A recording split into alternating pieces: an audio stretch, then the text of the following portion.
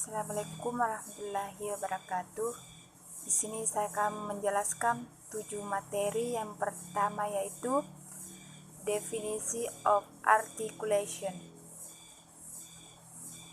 Articulation adalah titik kontak di mana terjadi obstruksi pada saluran vokal antara gerakan artikulatoris, artikulator aktif, dan artikulator pasif.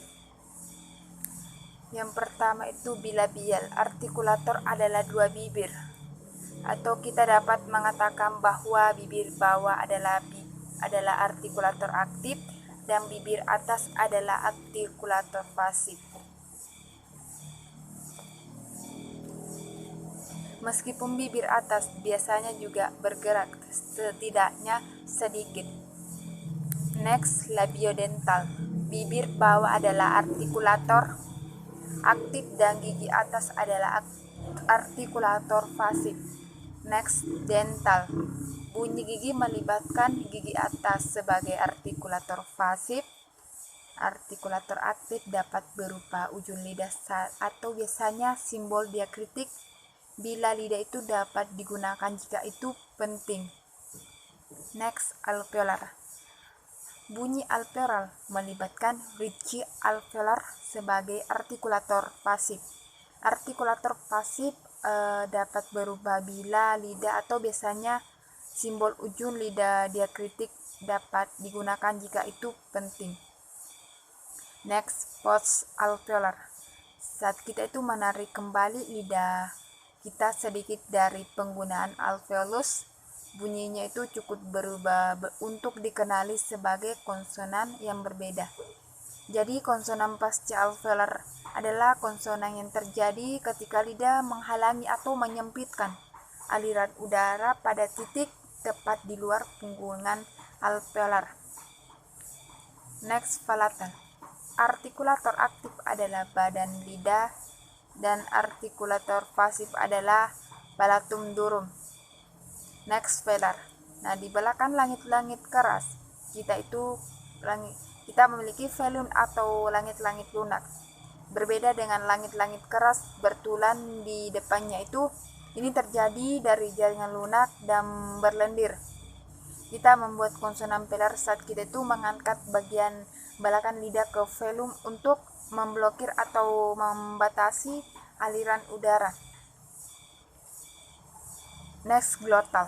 Ini bukan tempat artikulasi, tapi mereka harus meletakkannya di bagian di suatu tempat. Nah, suara glottal dibuat di larin untuk penghentian glottal. Pita suara menutup sejenak dan memotong semua aliran udara melalui saluran suara. Materi kedua yaitu bentuk kuat dan lemah dalam bahasa Inggris. Kata-kata bahasa Inggris itu ditekankan saat kita itu berbicara. Nah, saat umum untuk menggunakan bentuk kuat dan bentuk lemah kita ketika berbicara dalam bahasa Inggris, karena bahasa Inggris adalah bahasa stress time. Ini berarti kita menekankan pada kata-kata konten seperti kata benda dan kata kerja utama, sedangkan kata-kata struktur seperti kata kerja bantu, konjungsi, dan kata depan tidak ditekankan. Menggunakan bentuk kuat dan bentuk lemah yang tepat dapat membantu kita berbicara bahasa Inggris dengan lebih lancar dan benar. Nah, dalam hal ini kata can and from adalah bentuk lemah. Bentuk lemah mengubah vokal menjadi suara o. Bisa dalam bentuk kuat yaitu can. Sedangkan dalam bentuk lemah itu can. Contoh lainnya itu dalam bentuk kuat itu from, sedangkan dalam bentuk lemah from. Materi ketiga itu vowels. Atau vokal adalah bunyi ujaran yang dihasilkan manusia ketika napas mengalir keluar melalui mulut tanpa terhalang oleh gigi, lidah, maupun bibir. Nah, perbedaan tense dan perbedaan last and tense vowels yaitu Tense vowels itu diproduksi dengan usaha otot yang lebih besar, diucapkan lebih panjang dari vokal lemah. Sedangkan lex vowels yaitu diproduksi tanpa banyak usaha otot, diucapkan lebih pendek. Contoh tense vowel pada simbol I, N, U. I contohnya meet, sedangkan U contohnya full and festival. Yang selanjutnya itu contoh lex vowels, simbolnya itu A, contoh heat. Kedua contohnya hurt, contohnya heat. Ketiga contohnya cut. Yang keempat contohnya far. Yang kelima bar, contohnya bar. Yang ketujuh contohnya food. Yang ketujuh contohnya food. Materi keempat tentang pitch. Pitch adalah atribut pendengaran dari suara yang diurutkan pada skala dari rendah ke tinggi. Pitch adalah komponen penting dari aksentuasi atau keunggulan baik pada tingkat kata-kata individu maupun pada tingkat ucapan yang lebih panjang. Nada suara ditentukan oleh frekuensi getaran pita suara. Nah, frekuensi getaran pita suara ditentukan oleh ketebalannya, panjangnya, dan ketegangannya. Fungsi pitch yaitu pitch digunakan untuk membedakan makna atau untuk menyampaikan atau mengklarifikasi makna suatu kalimat atau kata. Secara umum itu perubahan nada dalam sebuah kalimat tidak mengubah makna, tetapi dapat mengubah bentuk kalimat, apakah itu kalimat berita atau kalimat pertanyaan. Pitch juga digunakan untuk mengekspresikan perubahan pikiran atau emosi itu pada saat kita itu berbicara, dan dapat membuat gaya bicara itu lebih indah dan lebih enak didengar. Penggunaan pitch untuk mengkomunikasikan makna yang berbeda. Pitch atau kontur nada di mana suku kata diucapkan menyampaikan nuansa makna seperti penekanan atau kejutan, atau membedakan pernyataan dari pertanyaan. Nah, semua bahasa menggunakan nada secara pragmatis, secara intonasi atau infleksi seperti yang digunakan dalam beberapa teks untuk mengkomunikasikan arti yang berbeda-beda, penekanan, untuk menyampaikan kejutan atau ironi, atau untuk mengajukan pertanyaan. Secara umum itu ada 4 perubahan nada yaitu intonasi naik, berarti nada suara naik seiring waktu. Yang kedua, intonasi turun, berarti nada turun seiring waktu. Dan yang terakhir, intonasi mencelupkan, turun dan kemudian naik. Materi kelima itu suku kata. Suku kata adalah satuan bunyi yang menciptakan makna dalam bahasa. Konsonan bergabung dengan vokal untuk membuat suku kata. Suku kata dapat memiliki dari satu huruf, namun suku kata tidak dapat memiliki lebih dari satu suara. Suku kata dapat memiliki lebih dari satu konsonan dan lebih dari satu vokal. Misalkan dalam bahasa Indonesia itu A, I, U, I, N, O. Namun konsonan dan vokal membentuk suku kata tidak boleh mengeluarkan lebih dari satu bunyi.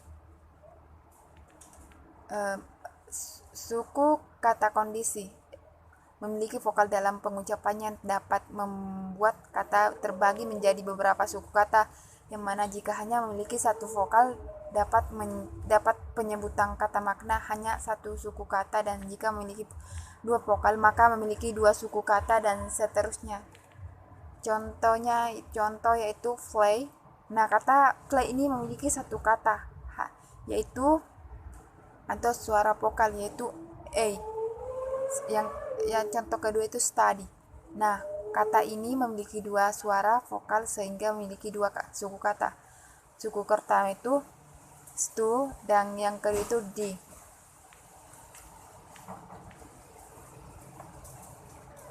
Urut yang materi selanjutnya, next urutan elemen konsonan.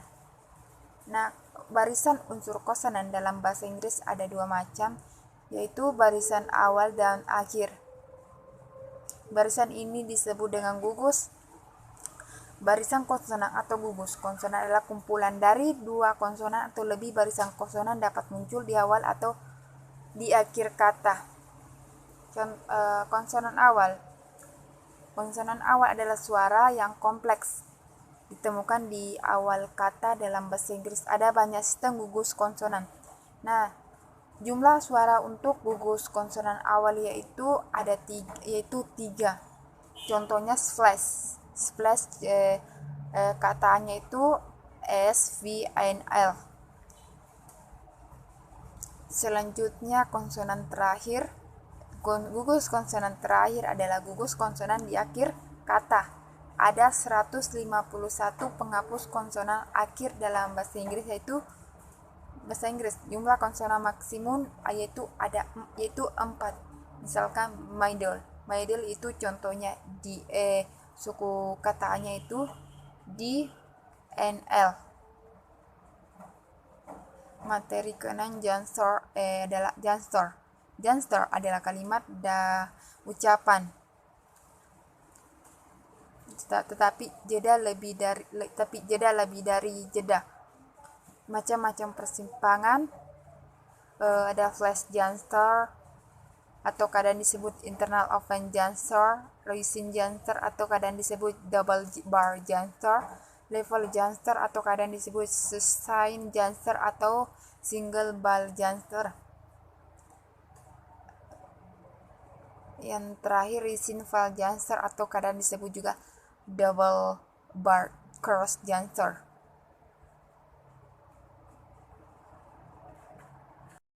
Plus jumpstart. Plus atau semacam jeda yang membantu membedakan urutan penom yang serupa. Yang kedua itu tingkat jumpstart. Ini adalah persimpangan terminal yang ditandai dengan sutensi suara yang jeda. Sutensi suara. Jeda ini menentukan perubahan arti atau makna ungkapan. Ini digunakan dalam kalimat panjang. Kalimat panjang adalah kalimat putus-putus. Kalimat panjang dipecah menjadi unit ritme. Satuan ritme dapat berakhir dengan jeda yang didahului dengan naiknya intonasi normal. Yang ketiga, naik jumpstart. Ini dapat digunakan di tengah ucapan dan di akhir ucapan. Persimpangan ini terutama digunakan dalam pertanyaan iya atau tidak, yes atau no. Ini adalah persimpangan eksternal. Misalkan, apakah kamu baik-baik saja? Yang keempat yaitu next turun jumpstart. Ini digunakan pada akhir ujaran yang diakhiri dengan intonasi naik, turun di antara kalimat dalam teks dan sebagai tanda titik. Ini menunjukkan memudar ke dalam keheningan. Materi ketujuh atau materi terakhir yaitu intonasi. Intonasi adalah tentang bagaimana kita mengatakan sesuatu. Bagaimana suara naik, dan ketika kita berbicara dengan kata lain, kita juga bisa merujuk ke bahasa musik. Nah, sama seperti kata-kata yang menekankan suatu suku kalimat. Nah, kalimat memiliki pola kata yang diberi penekanan. Selain itu, suara cenderung naik, turun, ataupun tetap datar, tergantung pada makna atau perasaan yang ingin kita sampaikan. Sebuah intonasi dapat menggambarkan perasaan pembicara seperti marah, tertarik, terima kasih, bosan, kejutan, dan lain-lain. Berikut adalah pola dasar intonasi dalam bahasa Inggris, yaitu intonasi rendah, intonasi naik turun. Nah, intonasi jatuh, intonasi naik turun. Yang penting untuk diingat adalah intonasi bukanlah aturan, tapi pola yang umum digunakan oleh penutur asli. Assalamualaikum warahmatullahi wabarakatuh.